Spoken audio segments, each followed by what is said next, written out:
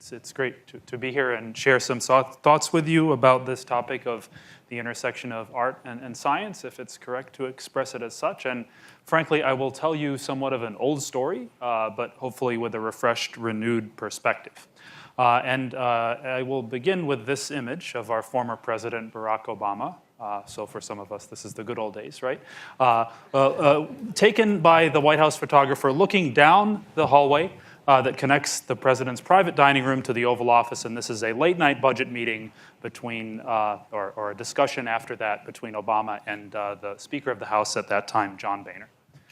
Leave that for a moment, and let's talk a bit about carbon nanotubes, which Professor Carter conveniently introduced. It was the thing that I worked on for my PhD here at MIT in mechanical engineering, kind of a mashup between fields, mechanical engineering, material science, and my job as tasked to by myself and by my advisor was to figure out how to grow carbon nanotubes at larger scales, because they're one of the initial objects of fancy of nanotechnology, but so small they're invisible, and if they could be made at large scale and somewhat perfectly, you could create materials with fantastic properties, which still remains a research fancy of mine and my group here and is yet unfulfilled.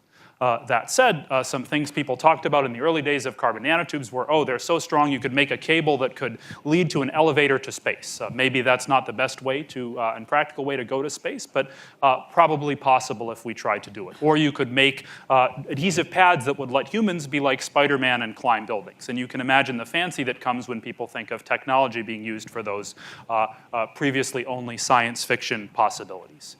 However, there's always a disconnect between what the technology looks like in the media and what it's actually like to be in the lab. And sometimes doing research can be quite boring, or it is what you make of it. So what it looks like to be making a batch of carbon nanotubes, here what we call a forest, is like this. This is a picture looking into a furnace where the substrate there is heated, growing a tall array of carbon nanotubes we call a forest about 10, 12 years ago.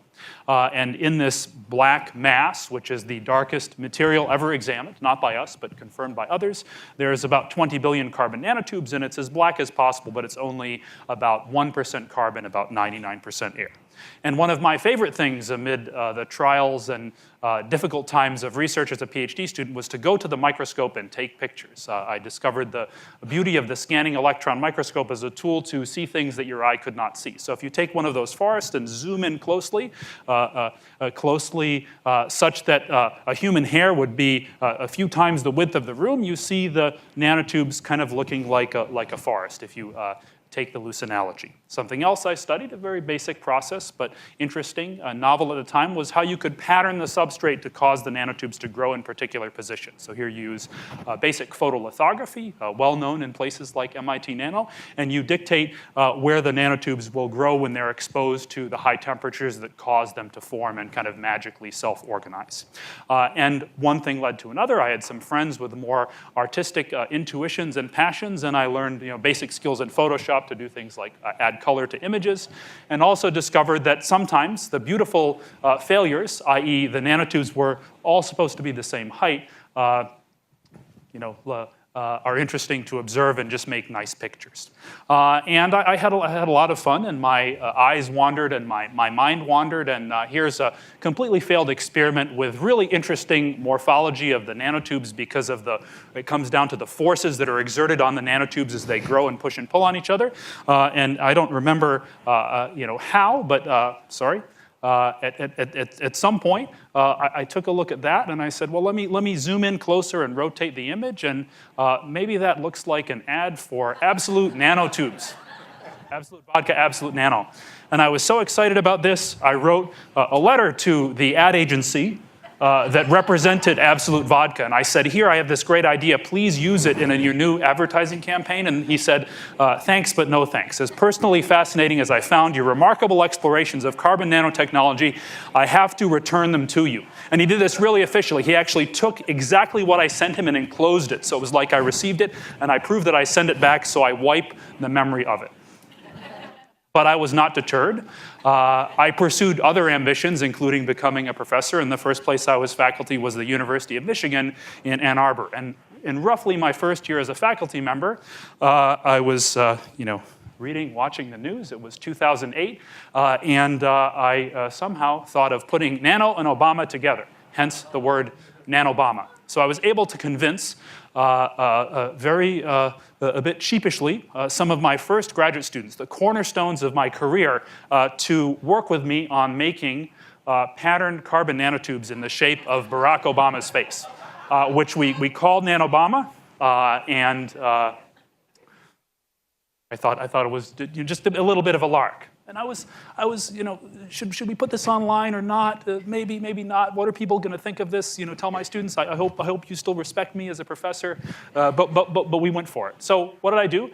On the Saturday before the presidential election, November of 2008, I made a simple website, nanobama.com, headline, Vote for Science, and a bunch of pictures we took together. And I said the following: each face is made of about 150 million carbon nanotubes, about how many Americans voted in the presidential election. That I updated after the election. And I put it out there. Not a big Facebook user, never been a big Facebook user. Think Facebook, 11 years ago, roughly.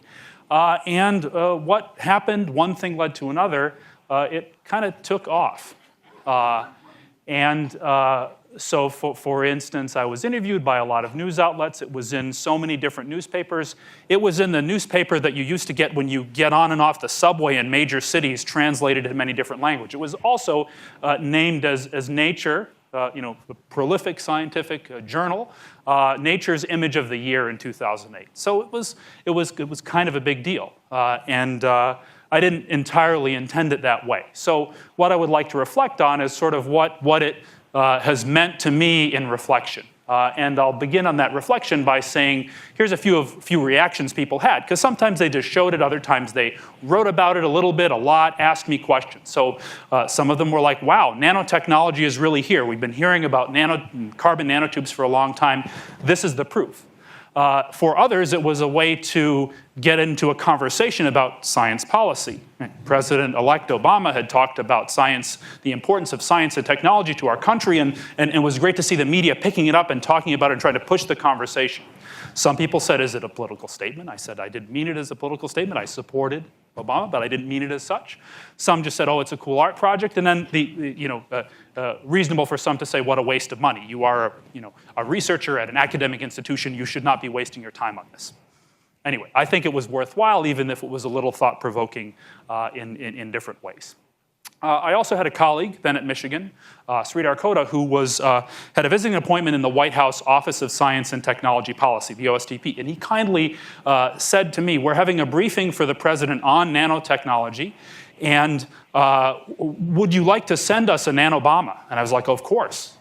He's like, send it to my apartment, don't send it to the White House, and I'll carry it in and make sure he gets it at the meeting. So I once again enlisted the help and belief of my students, and we together made this, framed Nanobama. I won't go back, but the description there, a photograph, laser cut frame, and the little piece of silicon wafer. I have one here in my pocket, was there, and then that's just a stock photo of the meeting where luminaries from universities and companies around the country are discussing the serious topic of nanotechnology with the president. And I was told after the meeting that, number one, the photographer had to run out, so he didn't get a picture of the president receiving my gift, but two, that the president kept it. He took it with him as he left the meeting. So for years I wondered what actually happened to the Nanobama.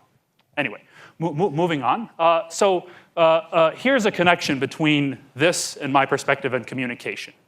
Sometime in the year or two after that, one of my students at Michigan, Ryan, pointed me to this book called Don't Be Such a Scientist. And this is an interesting book because it takes the perspective of a scientist and reflects it upon how messages are sent in the mass media. Basically how the mass media uses different kinds of statements to generate elicit emotional responses from humans. And the author was comparing how scientists communicate versus how the mass media, the popular media communicates. And he uses the example of Arnold Schwarzenegger going from being a bodybuilder to a movie star to actually winning the governorship of California. And at least his name is a famous name throughout that.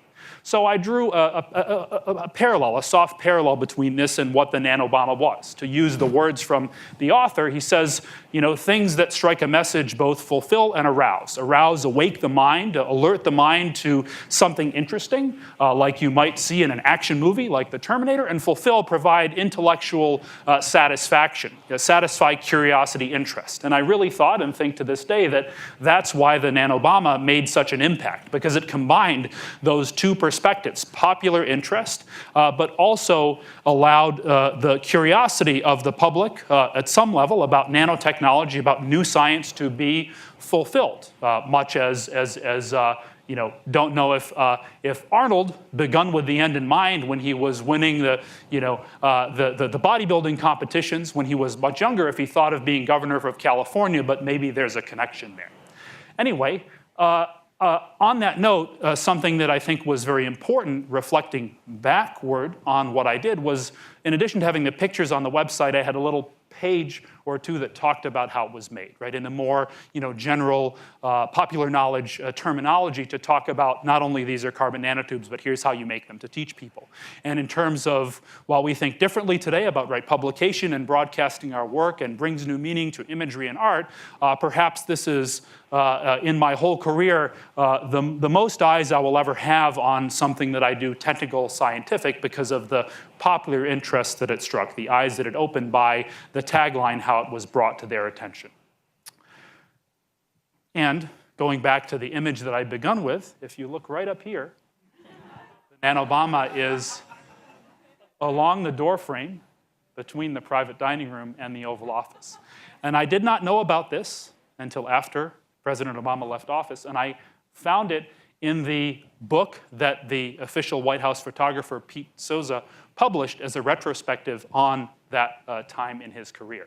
And I was just flipping through it in a bookstore in Wellesley and saw this, and don't know anything else, but it's pretty cool that it ended up right there. It's also why I got a call in hindsight from the White House staff at some point asking me for the value of it, so it could be declared on his tax return. And as a result, I can say I have spoken to the White House counsel, because I asked a question that required them to bring in a member of the legal team, because I was concerned about the implication of declaration of value. But that's why it ended up there, and I feel pretty good about that, that it was sitting, and it showed the importance with which cool new science with substance was respected at the high level of government.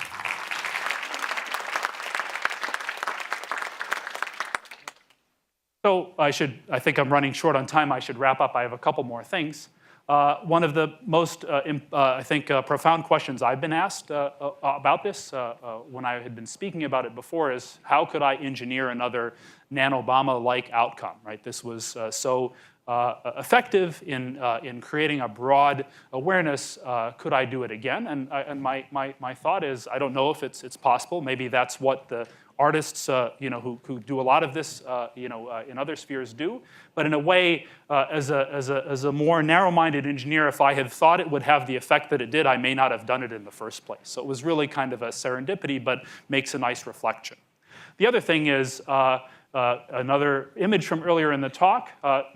Turns out you can do science from unexpected failures, and so we ended up writing a paper about this picture and research following it that basically explained why the nanotubes grow at different rates when you expect them to all grow at the same rate.